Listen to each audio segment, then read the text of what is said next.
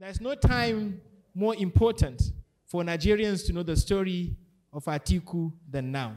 Ladies and gentlemen, welcome to the reading session on the book called The Story of Atiku Abubakar. We are going to look at his antecedents, we're going to look at his childhood, his education, his business, his politics, every aspect of Atiku's life.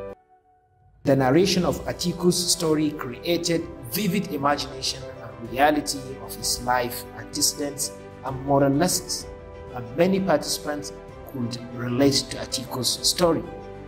There were so many unknown stories of Atiku that we are told to the amazement of the participants. The entire story of Atiku Abubakar was summarized in this order: his origin and education, his business journey, and political journey. And then he found love. So a young lady called Titi was coming from Benin to visit her father, and then she was given cloth as a gift. And she was asked to pay custom duty for those clothes. And she resisted. She said, no, I cannot pay custom duty for things that I did not buy. These are just mere clothes, and it was a gift given to me. And there was a quarrel, there was argument. And Atiku noticed this quarrel and said, okay, what's going on here? And then this lady was not paying for her duty. And then he noticed he saw a beautiful lady, and it was love. It was love at first sight. That's it. Me. Yeah. All right. So, and then he saw Titi and he fell in love. And then he would start cracking his brain. How do I get her attention? And then he offered to pay for her duty. He said, okay, hey young lady, how about me paying for your duty and you pay me later? You know, pay me later. You have to mark this word. Pay me later. Because for you to pay later, we have to meet again, right?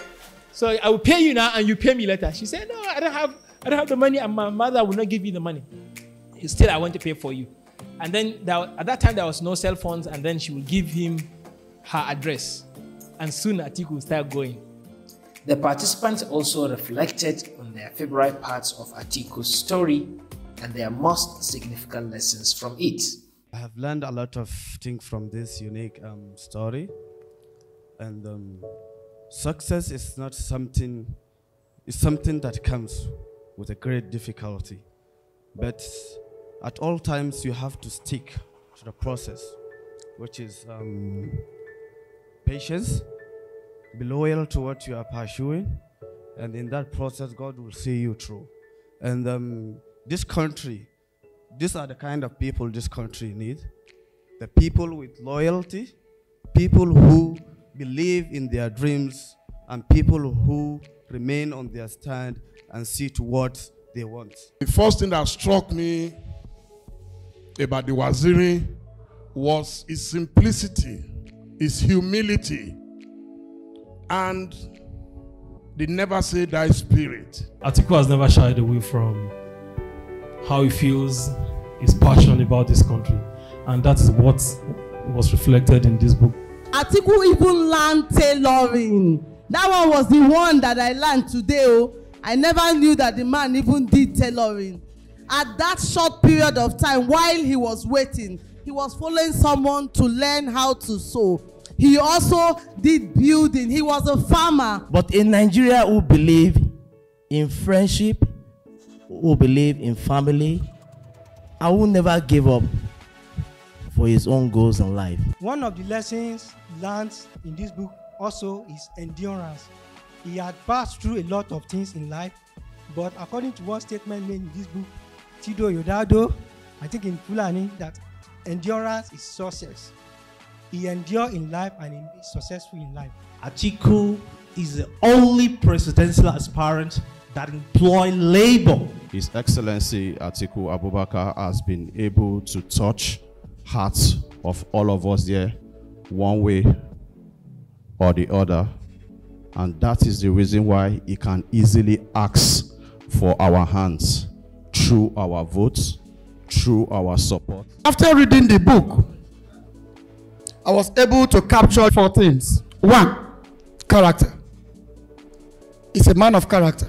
I'm very excited that this man is a principled man. This book is what every Nigerian child should read.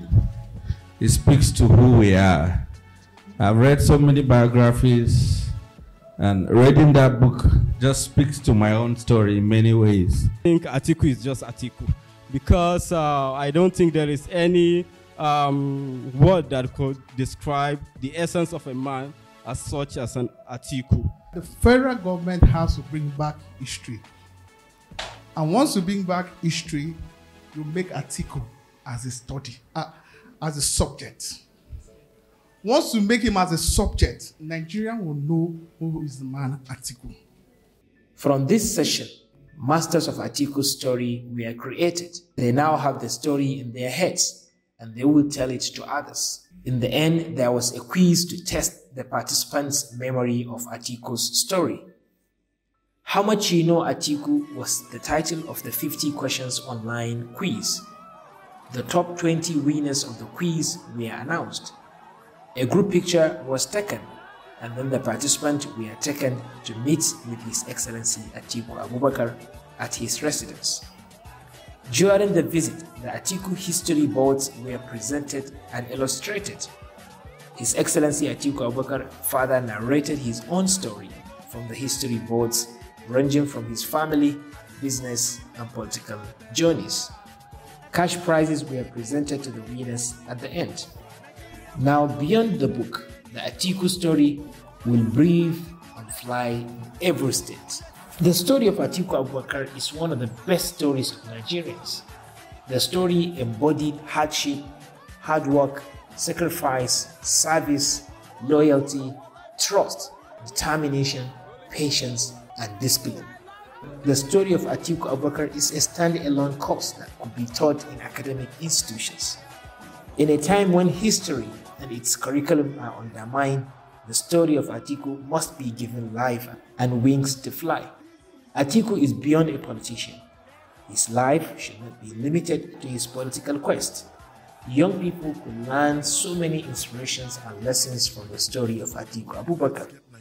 Beyond a politician, he's an icon of hope and courage. Thank you and goodbye.